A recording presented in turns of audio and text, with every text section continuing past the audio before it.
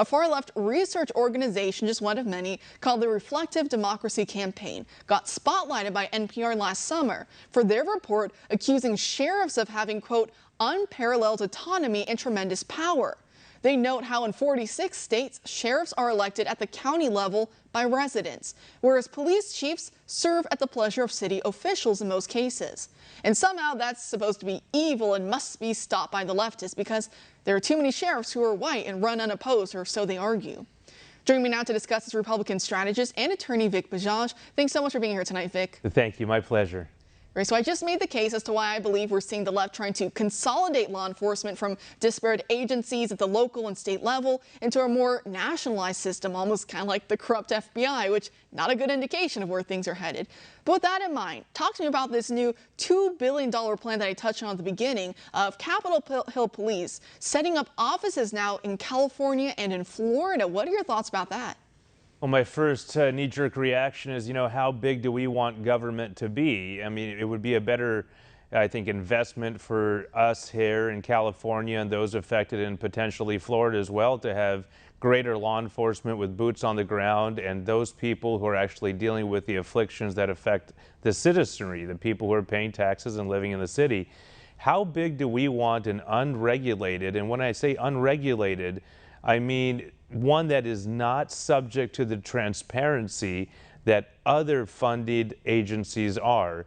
We don't have the Freedom of Information Act allowed to be used as a tool against the Capitol Police funding because it's an arm essentially of the legislative branch. So we don't have the surveillance on the surveillance, and we don't have the ability to look into the reasons for it. And the real fear and the harm that can come about here is really geared towards what happens when there's a change of administration. Anyone who says law enforcement is not political doesn't have real experience. It is political because the Attorney General's offices, sheriff's deputies, district attorney's offices, all around the nation, all politic.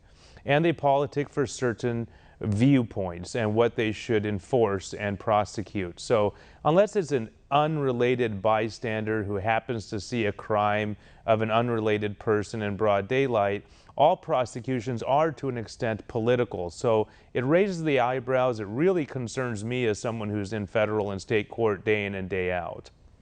And looking at this as well, Capitol Hill Police, they aren't affected by FOIA requests, not a whole lot of transparency there. And I was just reading as well that the defense secretary just authorized them to loan 8 different surveillance programs or systems that were used by our troops in Iraq and Afghanistan. And so, of course, a lot of us Americans are looking at them saying, well, why do you need that here on American citizens? Why do you need to use that? And now going to California and Florida because they say, well, that's where a lot of these plots originate. But a lot of it mired in the shadows. So do you have any concerns about how they can really hide in these shadows? Well, absolutely, because there's a complete lack of specificity as to what these apparatus will do. And don't forget here, in sunny San Diego, California, we found out about surveillance cameras on the corners of our local streets in the cities well after the fact that it was approved by the city council with very big, lucrative, multi-million-dollar, multi-year contracts. And it was only after the fact that the bell was rung that we had to unring it and say, hey, well, listen here, what are we looking at and who's doing the surveillance on the surveillance to make sure this is not impeding upon our just ability to exercise our liberty to meet with people we want to meet with and to be out and about collecting as we want with people we want to collect with. And so the important thing is now we know there are whispers of significant surveillance and significant apparatus to make that happen, technologically advanced and very capable audio and video surveillance from far, far away distances of very grand kaleidoscopes of where they're actually going to be looking. It's very advanced. To me, that means it's very dangerous, and without the proper controls and checks and balances, it just should not be allowed. Of course, one of the biggest weapons at the left's disposal in all of this, and flipping everything on its head when it comes to how we look and how we experience law enforcement in this nation at all the different various levels, state, local, and federal, is that they've been using race. And of course, earlier tonight, I talked about that poll from Gallup showing race relations in this country, of course, souring since Obama's second term with the rise of the Marxist Black Lives Matter movement. And what I've been seeing from the left, when they call everything racist, it's trying to get us to all think and believe that you can't trust the cop down the street because that guy who, is subject to local forces, he's a fascist, he's a pig, he's X, Y, and Z. Trust the federal government. That's the messaging we keep getting from the leftists. The very same leftists used to say that they hate the federal government. Now they're the federal government's best friends. The Capitol Hill Police, I believe, is just an extension of that. So do you have concerns with how race has been weaponized in this nation? No, absolutely. And this morning I was in state court representing a good God-fearing family and what I believe to be an overzealous prosecution.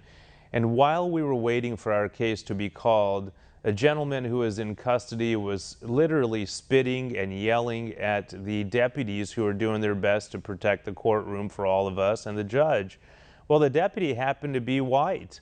And the amount of language and the quality and character of the language was not based upon the fact that he was wearing a badge or had a gun or handcuffs or that he was law enforcement. It was singularly targeted at the fact that he was white and not another race.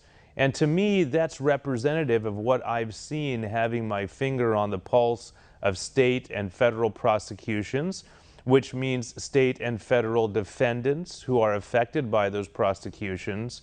There is an unnerving and very dangerous reintroduction of race as a deciding factor on how we look at certain offenses and the offenders of those offenses and what we believe their motives are. And nothing could be further from the truth, statistically speaking, but we are fed this unfortunate mantra over and over.